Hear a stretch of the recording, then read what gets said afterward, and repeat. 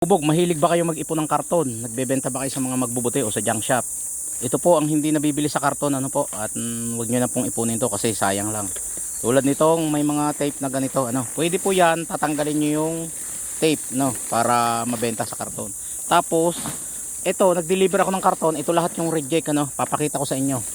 Ito lahat yung reject, pero hindi pwede sa karton, pero pwede sa waste o assorted na papel, ano. Pakitandaan lang mga kabubog, ano. Itong mga sa Goldilocks na ito, yung mga makikintab na ganyan, bawal talaga yan sa waste kahit sa karton, basura na po yan, ano. Wag na kayong kukuha ng ganyan kasi magiging basura lang ho. Yan, mga iba-ibang kuan, ano. Yan, mga na-reject ho ito sa karton, ano. Yan, ganito. Yung mga may kuan, may mga kadubling plastic. Yan, bawal ho sa kuan yan, sa waste, ano. Ay, bawal sa waste, bawal sa kuan sa karton, no. Yung ganyang may mga tape. Pero pwede sa waste, so yan. O yan ho yung backlog ko lahat, ano, nag-deliver ako ng karton, no. Marami-rami din yan mga kabubog, ano.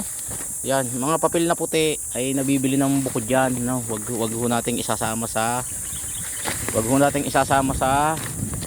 karton, ano. Kasi yung iba akala nila siguro kasama sa karton. Ngayon, ibabandil yung karton, ibebenta sa magbubuti. Nakapalaman sa loob ng kuan, ng karton, ano.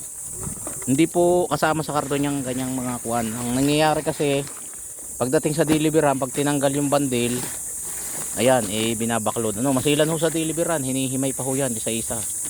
Ayun. So, yun lang mga kabubog, sana nakapagbigay ng impormasyon sa inyo.